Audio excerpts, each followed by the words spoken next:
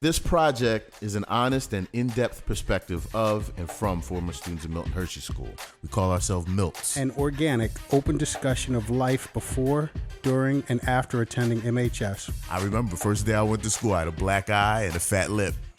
There's so many people with so many different stories, and I feel like one of the things I'd really like to talk about is how did you feel when it was all over, said and done with, and they put you out? Milt's podcast.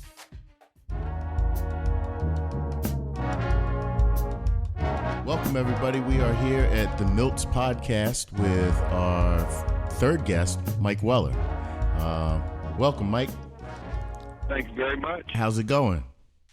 Doing well, Jackie. Awesome. We're happy to have you here. We were looking forward to having you on and talking to you a little bit about your experience at Milton Hershey School. Just so you know, this is a podcast. We're talking to former Milts and their families and loved ones about their experience at Milton Hershey School and their life afterwards. So much has been done about Mr. Hershey and Miss Hershey, and a ton has been done about the school. But once you leave the school, that's kind of it. So we're going to be interviewing you and talking to you about your experience and what you're up to now. And could you start us off and tell us what class you were in, Mr. Weller? The great class of 66. The great class of 66. Awesome. Doesn't everybody think their class is the best? Of course they do. And they also remember their start date. Do you know the day you started? Oh, July 25, 1962. That is amazing. Yeah. Everybody, it's like gang signs. They throw up their day. They remember it so vividly. Like, do you remember your first day at the Milt?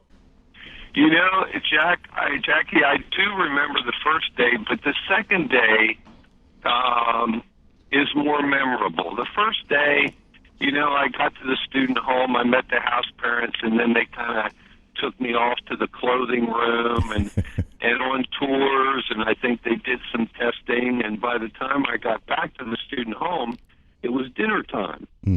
So after dinner, we went out. I think we played basketball, and then, of course, we had cookies and went to bed.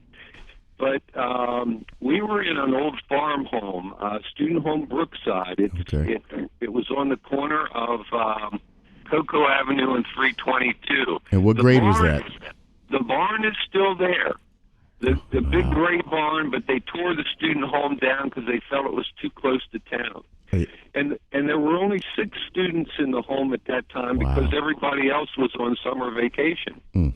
So you came in the summertime, huh? Yeah, so instead of the house father coming around and waking us up, he set the fire alarm off.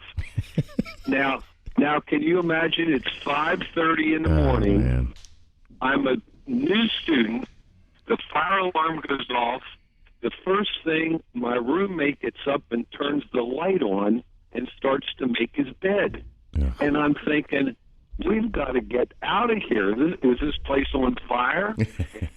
And he says, now get up and make your bed. I said to him, look, I'll make my bed a little later. I said, why are we getting up so early? Mm-hmm. He goes, we're going to go to the barn.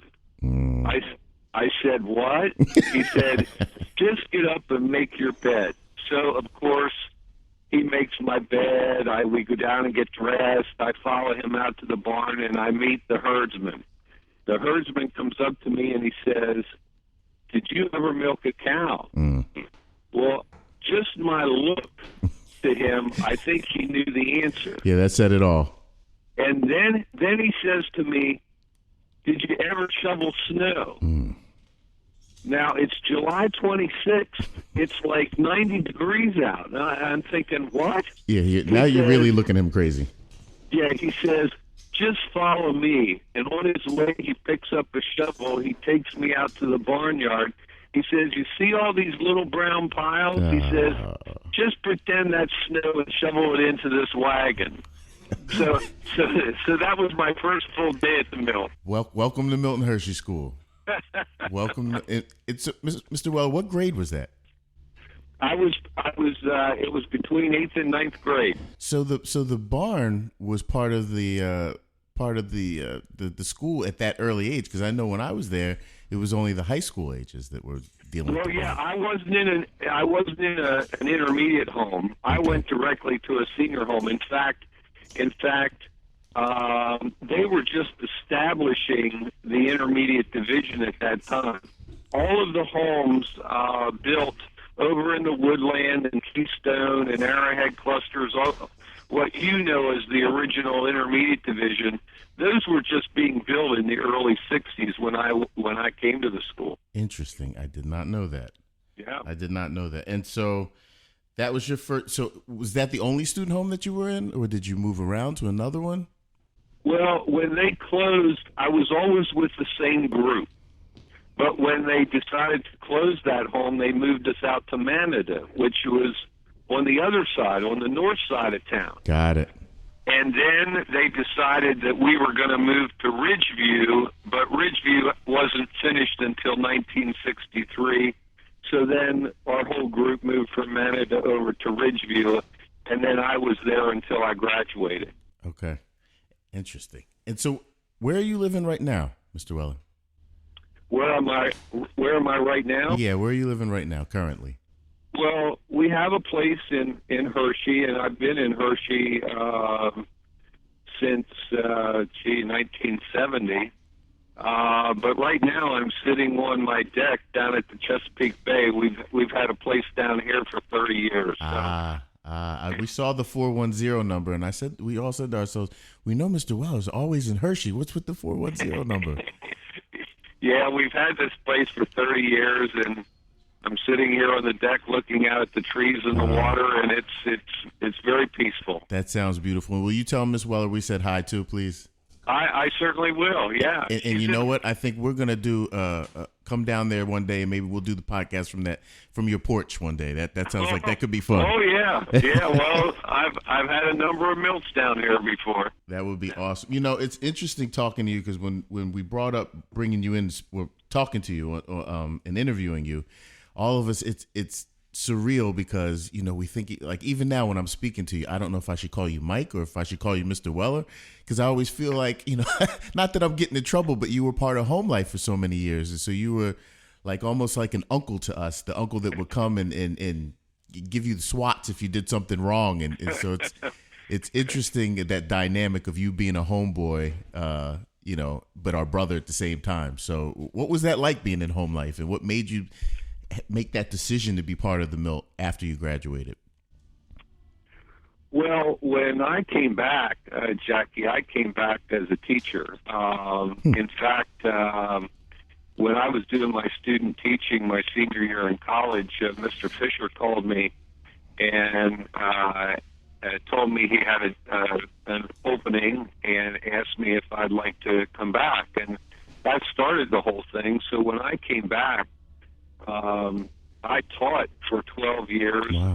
and coached for 10 years before Bob Osterling asked me if I would come into Home Life and work with him. And Bob and I had worked together for many years in running the summer program down at Catherine Hall. So I knew Bob well, and I was ready for a change. So I went into Home Life in '82 and served as the assistant director for 3 years, and then Bob went into a different position, and I assumed the director position for 2 years before I moved down to Founders Hall in '87 to oversee the entire Home Life program. Wow.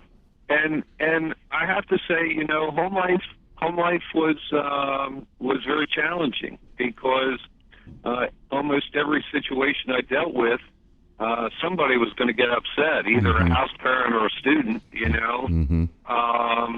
But I enjoyed the work.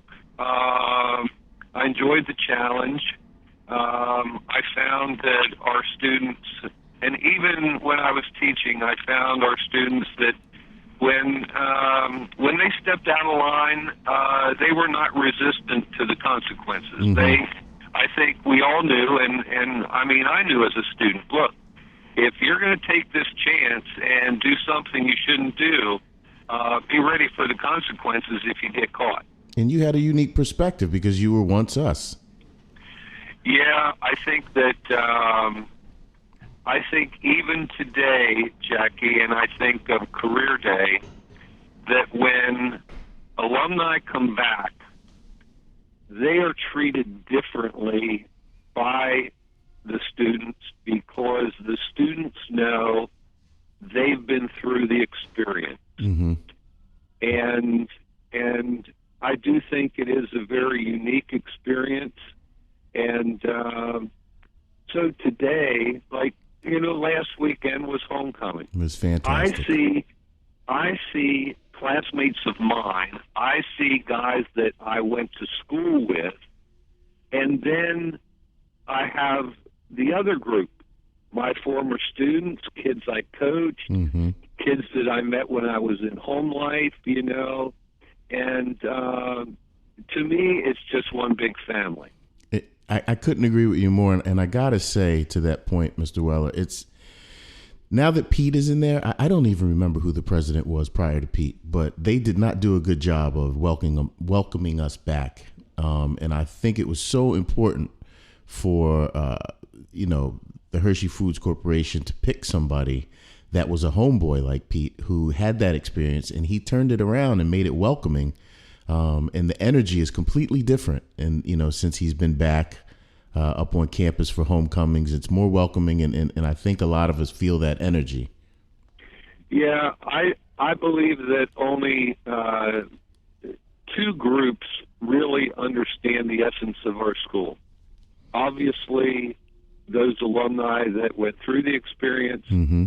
but also those individuals that may have spent their lives at the school. Right. Guys like Jack Storm or Yeah. Don Whitman, Mm-hmm.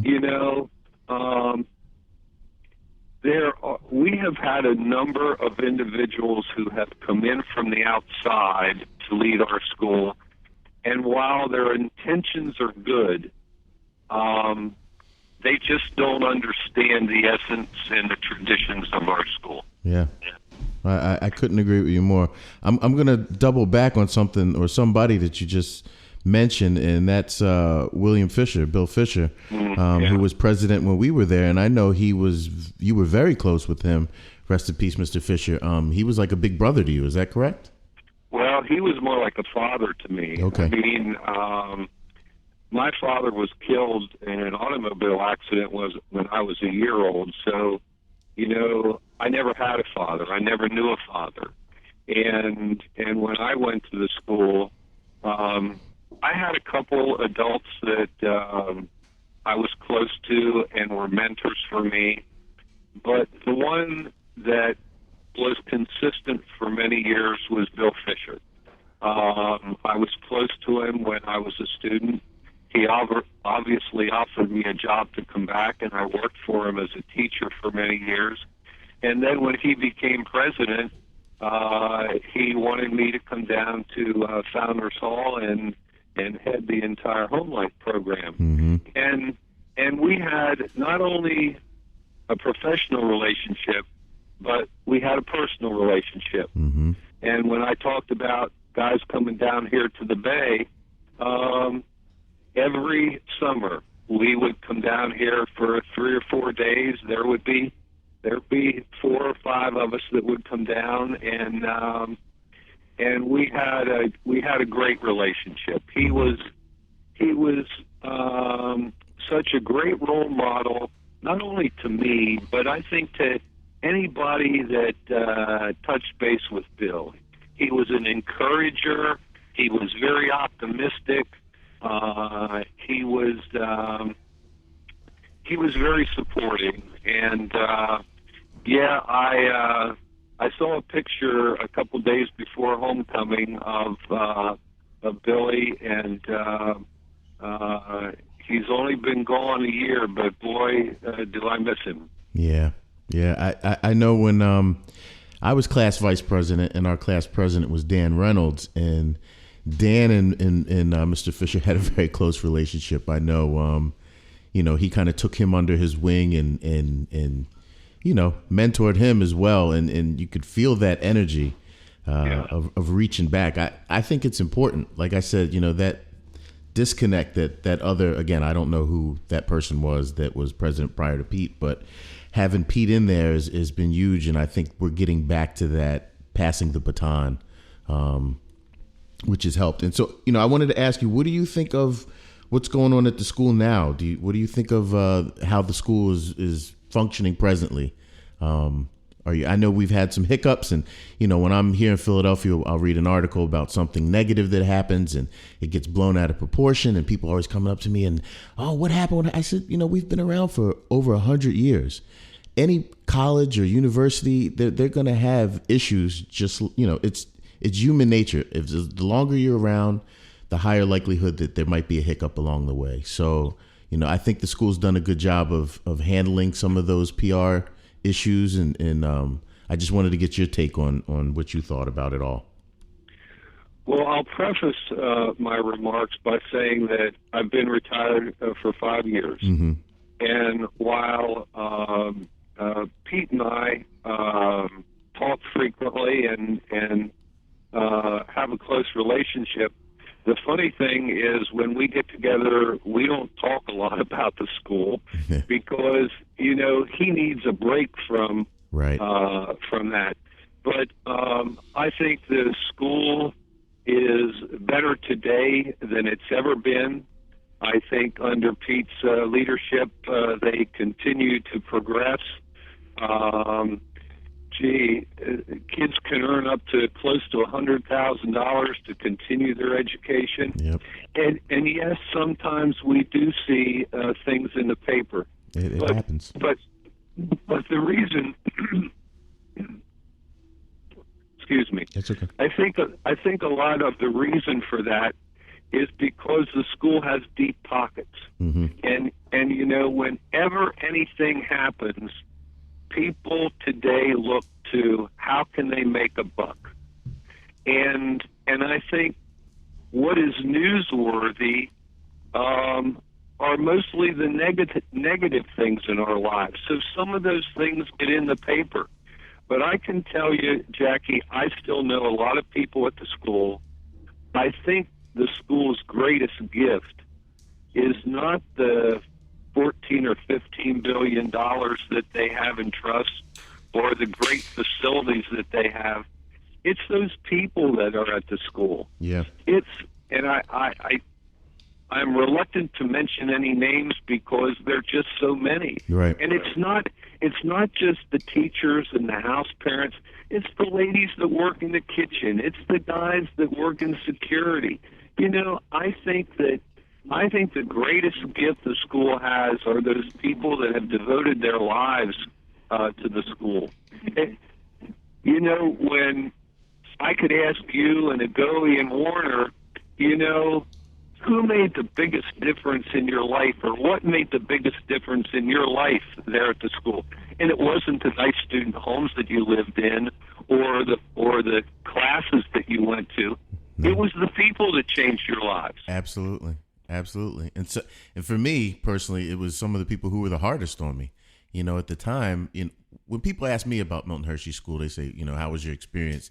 And, I say when I was a kid, it was the worst thing ever. I said it was tough. I had friends at home who were hooking out from school or going to do this, and I'm scraping cow shit, So at the time, it's a difficult thing. But looking back on it, that's what built my character. Mr. May being, making me do laps or, ride me. Those were the things that gave me the character and made me who I am today. So I couldn't agree with you more. And part of this podcast is for us to tell some of these stories about the positive impact that Milton Hershey Schools had on us. Like I said, a lot of times you see in the papers and stuff, the negative that is promoted. And I think for us, this is about balancing that with, they see us. People see Milton Hershey Milton Hershey kids get together, us Milts. It doesn't matter where you're at. It doesn't matter what color you are or how old you are. We're brothers and sisters. And that really comes through in our interactions. And, hopefully some of these stories that we're going to be doing here are going to showcase some of that stuff.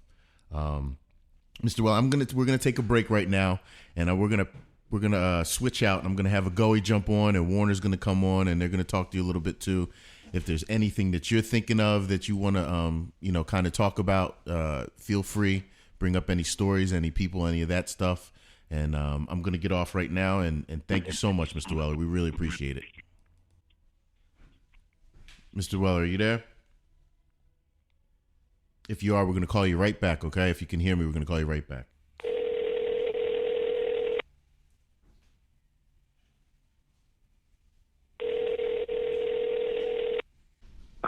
I'm so sorry. For what? Is this Jackie? Nah, this is Goey now. Oh. We're good, Mr. Weller. Things happen. I mean, you told us you were on the Chesapeake Bay, smoking cigars and eating ice cream. So. the landline phone just went dead. Wow. So let's get rocking. So we're back with Mr. Weller, Goey Umbima here, class of '87, and Mr. Weller, you and I have some fond memories. At least I have some fond memories. Our experiences together at Milton Hershey. Yes, Goey, we certainly do. Yeah. So just kind of go into some things. Did you play sports while you're at Milton Hershey? I played basketball and I played baseball. So, because I remember you were a pretty decent basketball coach as well, if I'm not mistaken, right, at Milton Hershey? Well, were you here in '81? I was there in 1981 in student home Tuscarora at the time. Yeah, and did you go to a game in the Hershey Park Arena on March 30th in 1981? I'm not sure on that date, but I'm sure because we all went. That was just something that we did. So yeah, we had. I coached basketball for 10 years. The first team I had was an 8th grade team with Bobby Potts and Chris Wilder and the Horsfields and Merle Clyett, and those kids were very gifted. They were undefeated that year. In fact, we were invited to play in the Hershey Park Arena at halftime of a Sixers game.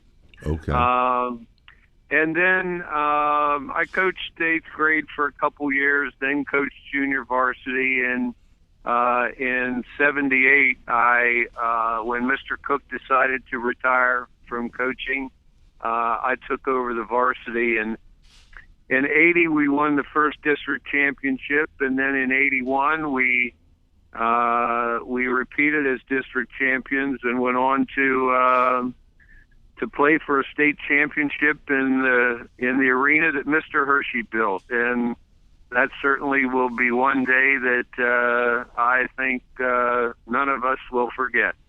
Yeah, those were great sporting times at Milton Hershey, and I guess I was in my intermediate stage or youngest stage coming into the Milton Hershey School, coming at the end of 7th grade. And, I too came in the summertime. Now my date, I don't remember, but I do remember coming in, I believe the end of 7th grade. And so those were some of the things I remember. And you probably had, I don't remember all of those guys by name like you do, because you were coaching those guys, but they were like some of the senior division guys who I remember. And we, especially being in intermediate division, we all looked up to those guys. We all looked up, especially the athletes. Yeah. So when you have some of those guys that actually students to look up to, and even if you're not in a student home, I feel like you pick somebody, and like, oh man, I want to be there, or I want to do what that guy is doing. And I feel like there were so many role models for us to kind of pick from at the time. So no matter if you wanted to be an intellect, there was a bunch of smart kids. If you wanted to be an athlete, there was a gang of athletes. I remember some of my first memories are, we used to have that punt, pass, kick, or punt, kick, and throw. Georgia Quindo. Oh yeah. Quindo kicked the ball like a half a mile or something. So, yeah. It was the same, Goey, when I was a student. You had you had those athletes or students that you looked up to, and that was one of the things that I tried to impress upon the kids that I coached, that there are these kids in intermediate division and maybe in junior division, and certainly those younger students in the senior division that are going to watch what you do, not only on the basketball court or on the football field.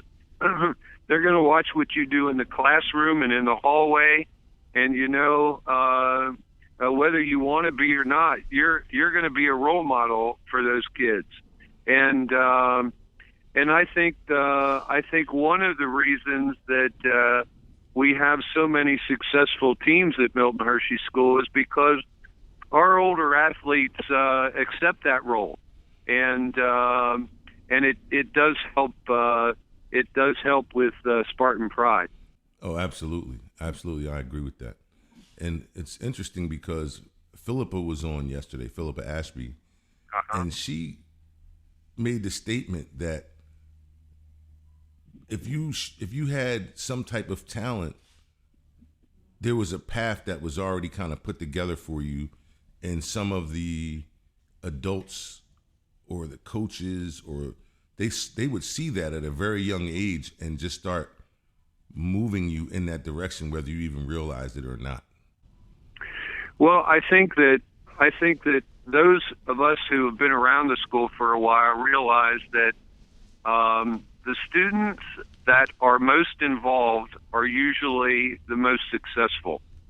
The students that have the biggest challenge at Milton Hershey School are the students that aren't involved in anything. And as Jackie was saying earlier, Milton Hershey School is not an easy experience. You got that right. It tests us. While my friends are out running around on the weekend, I'm milking cows and doing Saturday chores and still getting up at 5:30 in the morning, and very often I refer to the Milton Hershey experience as a boot camp for life, because absolutely.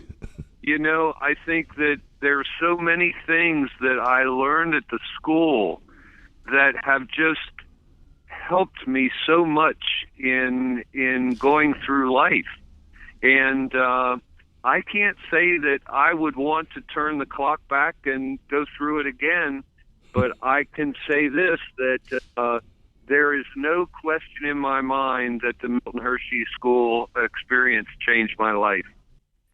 Oh, I agree with that 100%. And unfortunately, I think when you're going through it, it's a much tougher pill to swallow at the time. So, sure. When I was a student and I came here, all I cared about, what are my friends doing this weekend? I didn't think about whether I could go to college or what I was going to do after college. Or I think as adolescents, we're so short-sighted in how we look. But, as you and I and many others alumni look back on it, I think that it may be the greatest thing that ever happened to us. Absolutely. I personally agree with that. And it's funny that you said like a boot camp for life, because when I left Milton Hershey School, I went to the United States Army, and they say that basic training is supposed to be like a very difficult thing. And it wasn't a cakewalk, but I didn't really find it that difficult. You get up, you make your bed, and you go, because everything, I feel like Milton Hershey School kind of prepared you for anything. So when you get up early, we got up early every day. Yeah. No matter what. You were used to that. And some activity, we did sports. Well, I played sports in Milton Hershey School. So getting up and running and all that was, okay, let's do it. Make your bed. Okay, I'm used to that. Yeah. So some of the things that and you didn't have the barn. And we didn't have the barn. Well, I was fortunate. I was fortunate because I was didn't have a barn for almost, I guess it was my full freshman year, and then part of my sophomore year, we didn't have barn because I was in the Glee Club. So, we were fortunate, but we were always going places. So I think that was the reason, or the rationale why we didn't have a barn per se. But somebody got a nice idea. We're going to fix them. And so we had a small little barn. We weren't paying attention. But we had a small barn. I said, why are they giving us this barn with these calves? And then one day they came in and painted. And my room was green. And I said, there's a problem. And before I know it, I was at Willowwood. So they moved. They transitioned the boys out of those student homes and made those other two homes, Foxdale, Muncie, girl student homes. And were you with Swigert at Willowwood? Negative. I was with Mr. Grimm, and there were some people named the Kleins, and they don't really need any more press. But the Grimms were great people. Yeah. So Phil and Donna Grimm. Absolutely. They probably saved me. That's the best way I can save it. I really owe a lot to them. Because they actually were able to see things in myself that I didn't even know were there. And Mr. Grimm had a friendly way of pushing you. Yeah. He made it competitive. And I didn't mind competing, so it was really good. Yeah, well, Jackie and I talked about the people at Milt and Hershey School, and they make such a difference in your life, and you were fortunate to have the Grimms. Absolutely, 100%. So one of the next things I wanted to ask you, because I always digress, because for me, being an athlete and just being a Milt and doing some of the things that I was fortunate to be able to do, which I feel like maybe some of the other Milts didn't have that exposure to, like being in the Glee Club, being in New Horizons, being one heck of an athlete, if I might say so myself. But we got to go places. And so, and we were like, I heard Mr. Fisher, Dr. Fisher's name came up, and we got to go to the home, and we would go caroling and all those different things where I feel like everybody didn't get those opportunities. So it was a great thing for me, because I just felt like my exposure was I felt very well rounded. But let's get back to the well rounded, because we have the success of the new basketball team. So are you following that at all? And what's your thoughts on that? I certainly follow the basketball team. I've known Mark Zerbe for many years, and I think Mark does a great job with the team. When I was still working at the school, I would attend most of the games. Basketball is, since I coached the sport for 10 years, I follow the Spartans and certainly support them. But since I've been retired, we go down to Florida for 3 months in the winter. And so, once we leave in January, my only access to the team, they stream some of the basketball games now. Yes. So when they stream them, I'm certainly following them. And of course, a couple years ago, they got to within one game of the state finals. Yes, they did. They lost the state semifinals by 1 point, and it was such a heartbreaking game for the coaches and the team, but they had a great season. I mean, even the year that we won the state championship, a missed foul shot, a bad pass, right, could have changed any one of the last couple games that we had. And when you get that far, sometimes it's better to be lucky than good. How about that? Yeah. But they have a great program. Now, I think this year they'll have another good team. I think so too. They had a young man who was, I want to say he was the forward on the team he was like he was their scorer. He was their shooter. What was his name? You remember him? He was really good. He did a majority of the scoring. I can't call his name. I was thinking maybe you might know it. Well, on the team that went to the state semifinals, right? They had two kids that one was a guard and one was a forward that did the majority of their scoring. Now, names, I can remember names from 30, 40 years ago, but don't ask me names from last week. I agree. That's what I'm struggling with. But both of those kids are at Penn State Harrisburg, and I believe both of them are playing basketball. Good. So they went to college together, and I think they're still playing. Good. That's good. That's good to hear.